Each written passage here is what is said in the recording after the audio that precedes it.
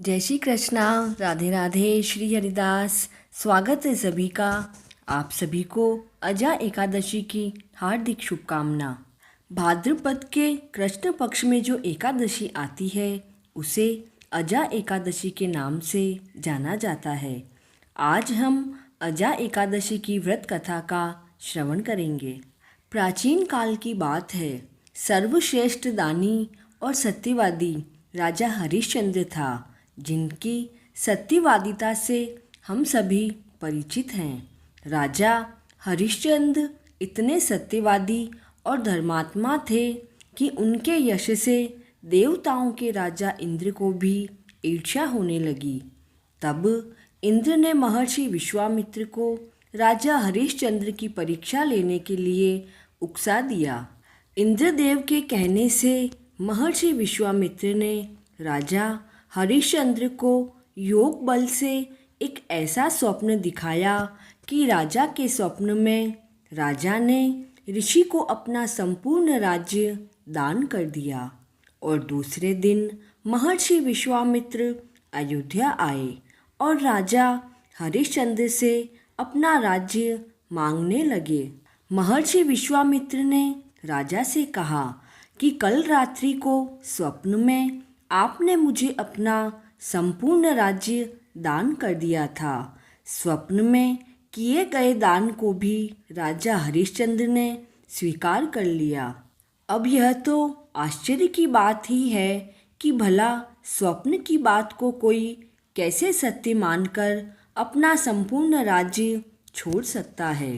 किंतु राजा हरिश्चंद्र तो थे ही बड़े महान और रघुकुल के वंशज, जहाँ की रीति भी यही थी कि रघुकुल रीति सदा चली आई, प्राण जाए पर वचन न जाए।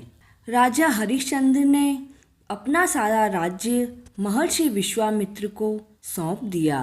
राजा हरिश्चंद्र पूरी पृथ्वी के चक्रवर्ती सम्राट थे। अब तो उन्होंने राज्य दान कर दिया था।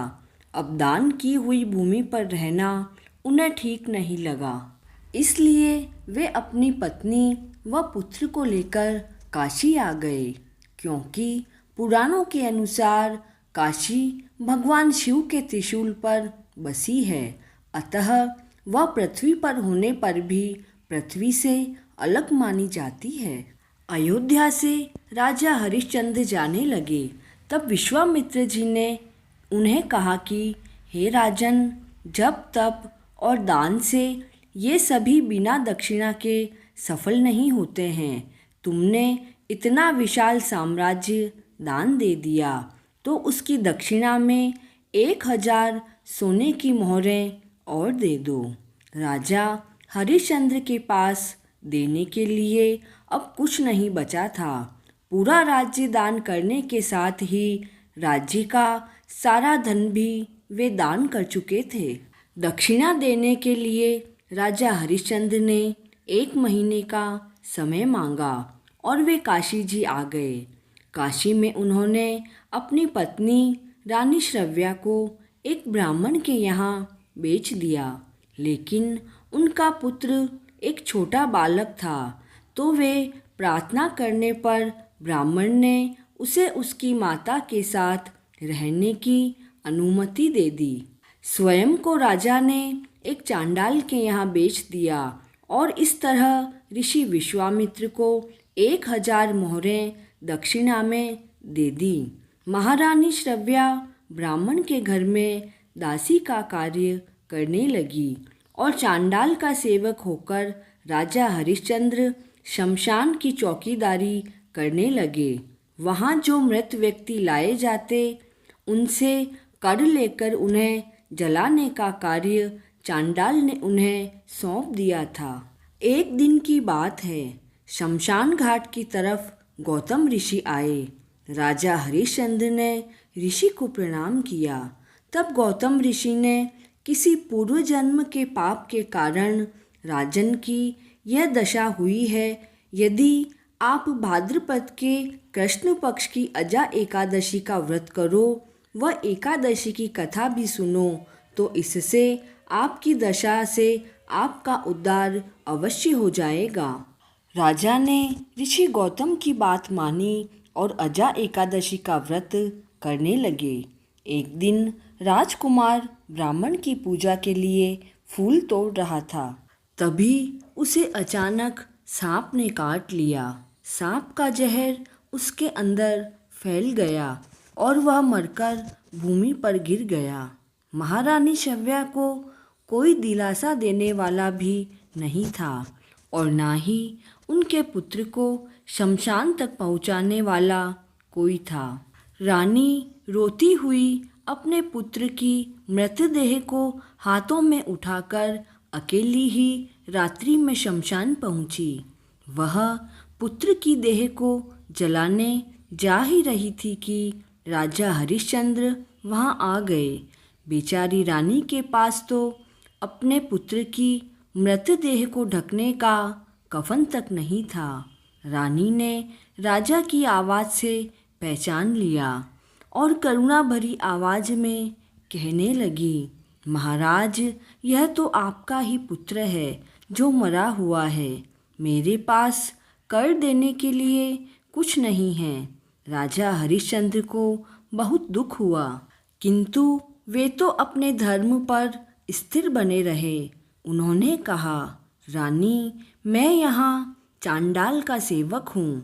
मेरे स्वामी ने मुझे यह कह रखा है कि बिना कर दिए कोई यहाँ मुर्दा नहीं जला पाए। मैं अपने धर्म को त्याग नहीं सकता हूँ। तुम मुझे कुछ देकर ही अपने पुत्र की देह को जला दो। यह सुनकर रानी बहुत तेज विलाप करने लगी और बोली, मेरे पास तो यह एक साड़ी है जिसे मैंने पहन रखा है। आप इसी में से आधी ले लें। इतना कहकर जैसे ही रानी ने अपनी साड़ी फाड़ने लगी, वैसे ही शंख चक्र गदा पद्मधारी भगवान विष्णु, इंद्र और धर्मराज आदि सभी देवता महर्षि विश्वामित्र के साथ प्रकट हो गए। महर्षि विश्वामित्र ने बताया कि राजकुमार मरा नहीं है। यह सब तो ऋषि ने योग माया से दिखाया था। राजा हरिश्चंद्र को खरीदने वाला चांडाल के रूप में साक्षात धर्मराज भगवान थे। साथ ही ब्राह्मण देव साक्षात नारायण का स्वरूप थे। उन्होंने कहा, अजा एकादशी के व्रत के प्रभाव से तुम्हारे सभी पाप नष्ट हो गए। सत्य के प्रभाव से राजा हरिश्चंद्र महारानी श्रव्या के साथ भगवान के धाम चले गए और महर्षि विश्वामित्र ने राजकुमार को अयोध्या का राजा बना दिया। यह सब अजा एकादशी के व्रत का प्रभाव था। जो मनुष्य इस व्रत को विधि विधान पूर्वक करते हैं तथा रात्रि जागरण करते हैं, उनके समस्त पाप नष्ट हो जाते हैं और अंत में वे स्वर्ग को जाते हैं। इस एकादशी की कथा के श्रवण मात्र से ही अश्वमेध यज्ञ का फल मिलता है।